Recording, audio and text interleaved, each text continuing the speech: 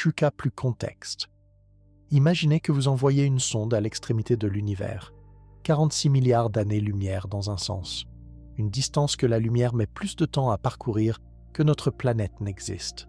La sonde vole pendant des milliards d'années. Elle atteint les limites de l'univers. Elle fait demi-tour, elle revient, et revient une semaine plus tard. Ce n'est pas de la science-fiction, c'est la conséquence des équations qu'Albert Einstein a écrites il y a plus d'un siècle. Des équations qui défient encore aujourd'hui l'intuition, même celle des physiciens professionnels. Des équations qui transforment le temps, la constante la plus immuable de notre existence, en pâte à modeler. Aujourd'hui, nous allons voir comment cela est possible. Année 1915. L'Europe est enlisée dans la boue des tranchées de la Première Guerre mondiale. Les empires s'effondrent. Des millions de personnes meurent pour des bouts de terre qui ne valent rien. À Berlin, un physicien de 36 ans aux cheveux rebelles achève 10 années de travail. Il ne sait pas que dans quelques années, il deviendra le scientifique le plus célèbre de l'histoire. Il essaie simplement de comprendre comment fonctionne la gravité. Albert Einstein publie la théorie générale de la relativité, un ensemble d'équations qui bouleverse tout ce que l'humanité savait sur l'espace, le temps et la structure même de la réalité. Newton considérait la gravité comme une force, une main invisible qui attire les pommes vers la Terre et les planètes vers les étoiles. Einstein a démontré que la gravité n'existe pas en tant que force, il n'y a qu'une courbure. Les objets massifs courbent l'espace-temps, comme une boule de bowling courbe un drap tendu. Et tout ce qui se déplace à proximité glisse simplement dans cette courbure. Mais le plus étrange n'était pas là. Einstein a découvert que le temps n'est pas un fleuve qui coule à la même vitesse pour tout le monde. Le temps est un phénomène local. Il s'écoule différemment selon l'endroit où vous vous trouvez et le degré de courbure de l'espace autour de vous. Plus vous plongez profondément dans le puits gravitationnel, plus votre horloge ralentit. Pour vous, rien ne change. Une seconde reste une seconde. Mais pour un observateur qui vous regarde de loin, vous semblez figé. Vous vous déplacez au ralenti. Vous vieillissez plus lentement. C'est ce qu'on appelle le ralentissement gravitationnel du temps. Et ce n'est pas une hypothèse. C'est un fait mesuré, confirmé et utilisé chaque jour. Les satellites GPS en orbite autour de la Terre avancent plus vite que les horloges terrestres, à raison de 38 microsecondes par jour. Cela semble insignifiant, mais sans correction de cette différence, votre navigateur afficherait une erreur de 10 km par jour. Chaque fois que vous tracez un itinéraire vers le café le plus proche, vous utilisez la théorie de la relativité. Les horloges atomiques embarquées dans un avion sont en retard par rapport à celles au sol. Ce phénomène a été mesuré dès 1971, lors de l'expérience de Affeley et Keating. La différence était de l'ordre de la nanoseconde, mais elle était bien là, exactement comme Einstein l'avait prédit un demi-siècle plus tôt. Même le noyau de notre planète, situé à seulement 6000 km sous nos pieds, est plus jeune que sa surface. En 4 milliards et demi d'années d'existence de la Terre, un écart de 2 ans et demi s'est accumulé. Le noyau est littéralement en retard dans le temps, car il se trouve plus profondément dans le puits gravitationnel. Mais tout cela n'est que des jeux d'enfants, des microsecondes, des nanosecondes, des années qui s'étendent sur des milliards d'années. Pour observer un véritable ralentissement du temps, exploitable, il faut quelque chose de plus puissant que la gravité terrestre. Il faut un objet qui courbe l'espace-temps non pas comme une boule de bowling, mais comme un trou noir dans le tissu même de la réalité. Mécanique plus conception de la mission. Un trou noir n'est pas un trou, c'est un cadavre. Les restes d'une étoile qui a perdu la guerre contre sa propre gravité. Lorsqu'une étoile massive, 8, 10 ou 20 fois plus lourde que le Soleil, épuise son combustible, elle ne peut plus résister. Le feu thermonucléaire qui brûle en son cœur s'éteint, et des milliards de tonnes de matière s'effondrent vers l'intérieur. En une fraction de seconde, il y a un effondrement. La matière se comprime à une telle densité que l'espace-temps autour d'elle ne se contente pas de se courber, il se déchire. Un horizon des événements se forme, une frontière invisible, derrière laquelle rien ne peut s'échapper. Pas même la lumière, pas même l'information, pas même l'espoir. À l'intérieur, il y a une singularité, un point où la densité tend vers l'infini et où les lois connues de la physique cessent de fonctionner. Personne ne sait ce qui s'y passe. Peut-être ne le saura-t-on jamais. Mais nous n'avons pas besoin d'entrer. Nous avons besoin d'être à côté. Parce que près de l'horizon des événements, le temps ralentit tellement que les secondes se transforment en années. Réfléchissez à cette formule. Delta t trait est égal à delta t multiplié par la racine carrée d'un moins. Le rapport entre le rayon de Schwarzschild et la distance. Ce ne sont que des symboles abstraits, mais ils cachent quelque chose d'inimaginable. Le rayon de Schwarzschild correspond à la taille de l'horizon des événements. Pour un trou noir de la masse du Soleil, il n'est que de 3 km. 3 km. Et toute la masse d'une étoile est enfermée à l'intérieur. Plus vous vous rapprochez de cette limite, plus votre temps ralentit.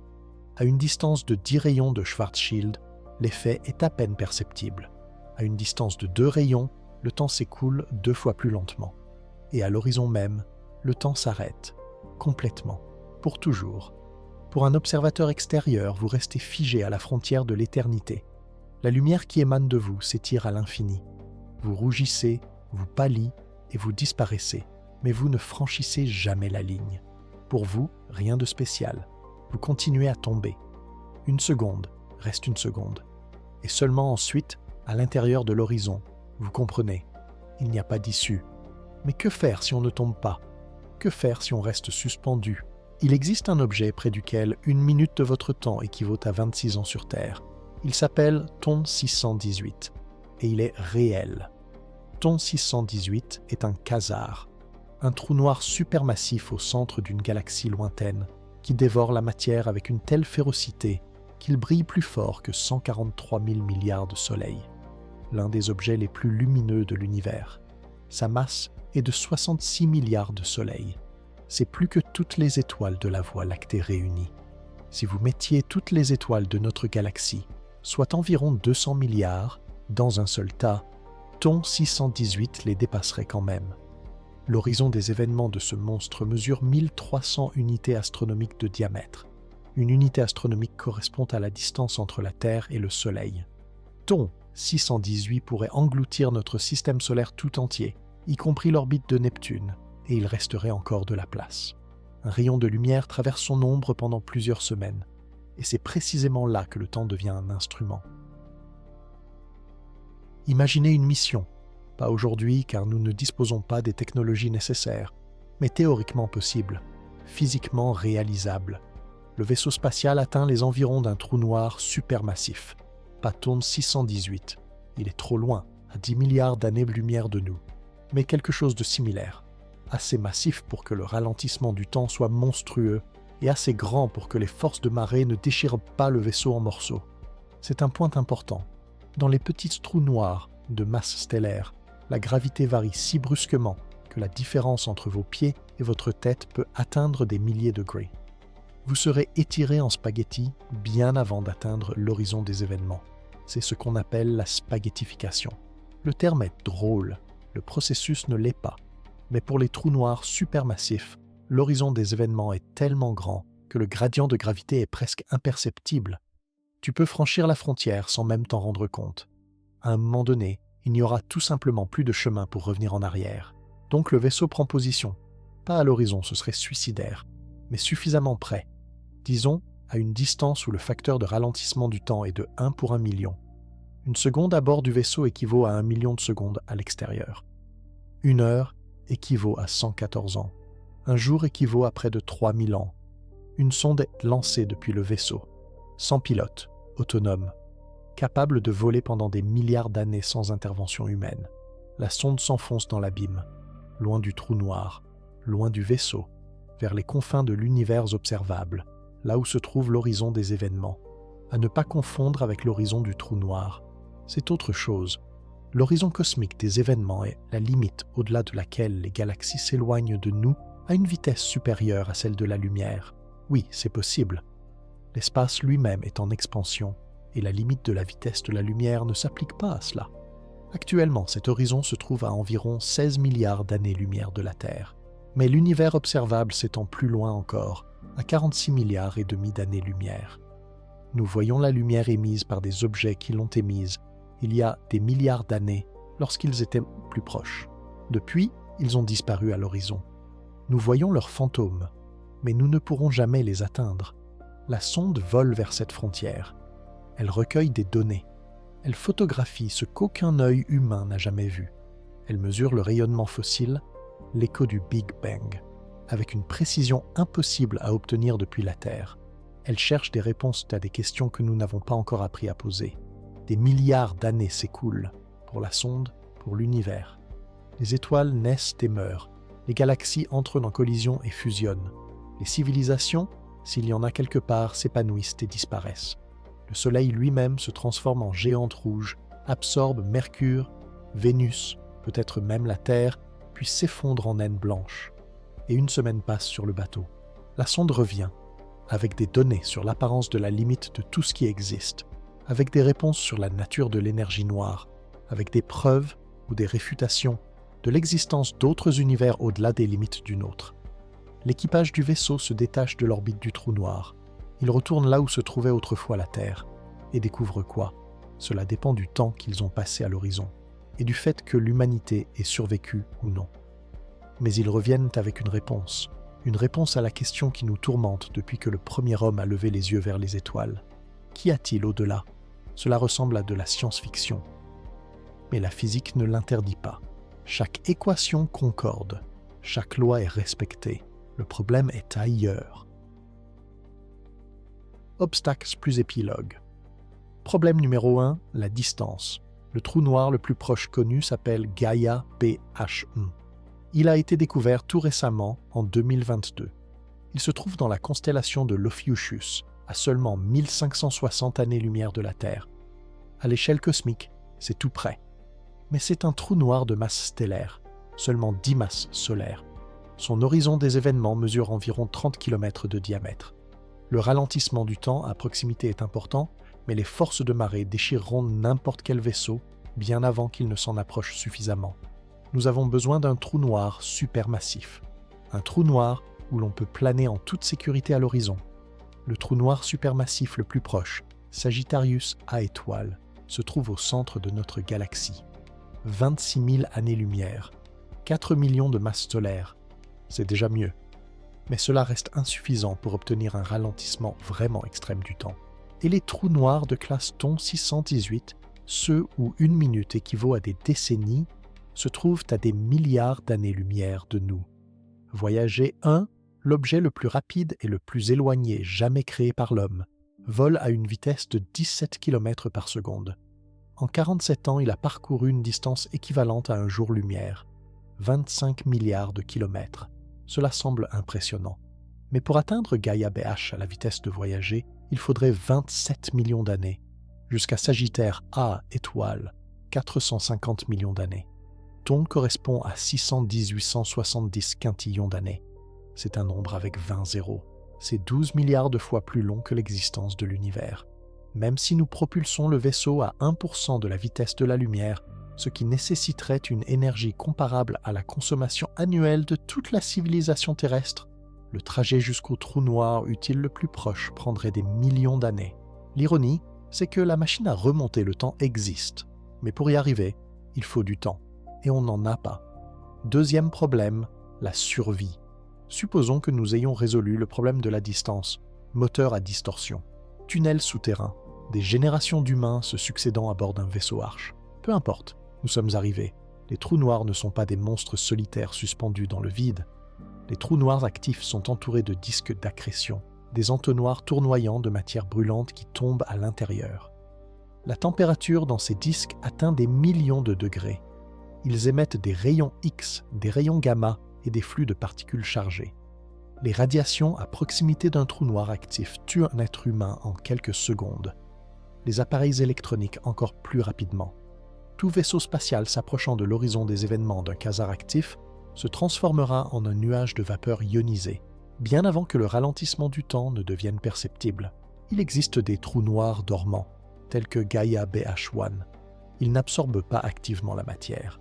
Il n'y a pas de disque mortel autour d'eux. Mais les trous noirs dormants ont généralement une masse stellaire. Cela signifie qu'ils ont des forces de marée meurtrière. Trouver un trou noir supermassif dormant à portée de main revient à chercher une aiguille dans une botte de foin de la taille d'une galaxie. Problème numéro 3, la communication. Supposons que le vaisseau soit arrivé à destination. Supposons qu'il ait trouvé une position sûre. Supposons que la sonde ait été lancée et se soit envolée vers les confins de l'univers. Comment la sonde retrouvera-t-elle son chemin? Au cours des milliards d'années qui s'écouleront pour lui, l'univers changera au point de devenir méconnaissable. Les étoiles qu'il utilisait pour s'orienter s'éteindront. Les galaxies se déplaceront. Le trou noir lui-même pourrait fusionner avec un autre trou noir ou s'évaporer par rayonnement de Hawking, bien que ce dernier processus prendrait un temps incomparable, même à l'échelle de l'âge de l'univers. Comment transmettre un signal à travers des milliards d'années-lumière? Les ondes radio se dispersent. Le faisceau laser se défocalise. Les ondes gravitationnelles, seul type de signal capable de parcourir de telles distances sans distorsion, nécessitent des détecteurs de la taille d'une planète. Et même si le signal arrive, à quoi bon? Pour l'équipage du vaisseau, 1 semaine se sera écoulée. Pour la civilisation qui a envoyé l'expédition, des siècles. Ceux qui attendaient une réponse sont depuis longtemps retournés à la poussière. C'est là tout le piège du voyage relativiste. Vous pouvez survivre à l'univers, mais l'univers ne vous attendra pas. Problème numéro 4. Nous ne savons pas ce que nous ignorons. La théorie générale de la relativité fonctionne. Elle a été vérifiée avec une précision de 14 décimales, mais elle est incompatible avec la mécanique quantique. Et près de l'horizon des événements, les effets quantiques deviennent importants. Que devient l'information qui tombe dans un trou noir? Le paradoxe de l'information n'est toujours pas résolu. Que se trouve-t-il à l'intérieur de la singularité? Nous ne le savons pas et ne pourrons peut-être jamais le savoir. Le rayonnement de Hawking existe-t-il dans la pratique ou s'agit-il uniquement d'une construction théorique? Cela n'a pas été confirmé expérimentalement. Nous élaborons des plans à partir d'équations qui ne sont peut-être pas complètes. Nous dessinons des cartes d'un territoire où personne n'est jamais allé. Cela ne signifie pas que la théorie est fausse. Cela signifie simplement que la réalité peut s'avérer plus complexe. Et pourtant, il y a 100 ans, l'idée de voler vers la Lune semblait folle. Il y a 50 ans, les sondes interplanétaires relevaient de la science-fiction. Il y a 30 ans, nous ne connaissions aucune planète en dehors du système solaire. Aujourd'hui, plus de 5000 ont été découvertes. Voyager vole depuis près d'un demi-siècle. C'est l'objet le plus isolé jamais créé par l'homme. Il se trouve à 25 milliards de kilomètres de chez lui. Son signal met plus de 22 heures pour atteindre la Terre. Ses batteries nucléaires ont encore quelques années d'autonomie. Bientôt, il se taira pour toujours. Mais il continue à transmettre des données. Il continue à nous renseigner sur l'environnement interstellaire, cet espace entre les étoiles où aucun instrument n'avait encore pénétré avant lui. Dans 40 000 ans, il passera à 1 an-lumière et demi de l'étoile Gliese 445. Il ne s'arrêtera pas. Il ne changera pas de trajectoire. Il passera simplement à côté tel un messager silencieux d'une espèce qui aura peut-être déjà disparu d'ici là. Ou ne disparaîtra pas. En 2015, les détecteurs LIGO ont enregistré pour la première fois des ondes gravitationnelles, des ondulations de l'espace-temps provoquées par la collision de 2 trous noirs à 1 milliard d'années-lumière de nous. Nous avons littéralement entendu ces monstres s'entrechoquer. Einstein avait prédit ce phénomène 100 ans avant que nous puissions le détecter. En 2019, le télescope Horizon des événements a photographié un trou noir. Pas son ombre, pas une illustration artistique, une image réelle d'un objet qui, par définition, est invisible. Un anneau orange de gaz brûlant autour d'une obscurité absolue. La première photo de l'histoire de ce dont on ne peut revenir. Nous ne faisons que commencer. L'idée d'envoyer une sonde à la limite de l'univers en ralentissant le temps près d'un trou noir n'est pas un projet. C'est une expérience mentale, un exercice qui est physiquement possible, mais pratiquement irréalisable. Pour l'instant, c'est impossible. 100 ans, ce n'est rien à l'échelle de l'univers. 1000 ans, ce n'est qu'un clin d'œil. Mais pour l'humanité, cela peut suffire. Suffire pour apprendre à maîtriser la fusion thermonucléaire, pour construire des moteurs capables de propulser des vaisseaux à une vitesse proche de celle de la lumière, pour trouver des moyens de se protéger contre les radiations, pour créer une intelligence artificielle capable de diriger une mission qui s'étendra sur des milliards d'années, ou pour découvrir quelque chose que nous ne pouvons même pas encore imaginer, une nouvelle physique, de nouvelles dimensions, de nouveaux moyens de se déplacer dans l'espace dont Einstein n'avait pas encore soupçonné l'existence. Le bord de l'univers existe. La limite de tout ce qui existe est réelle. Elle se trouve à 46 milliards d'années-lumière de nous et s'éloigne chaque seconde davantage. Nous n'y arriverons peut-être jamais. Mais nous n'y arriverons certainement jamais si nous cessons d'essayer. L'espace est indifférent à nos rêves. Il ne nous attend pas. Il ne nous invite pas. Il ne promet pas de récompense pour notre courage. Mais il ne l'interdit pas non plus. Tout ce qu'il faut, c'est du temps et de la persévérance. Et peut-être qu'un jour, la sonde reviendra dans une semaine avec les réponses aux questions que nous nous posons depuis des millénaires.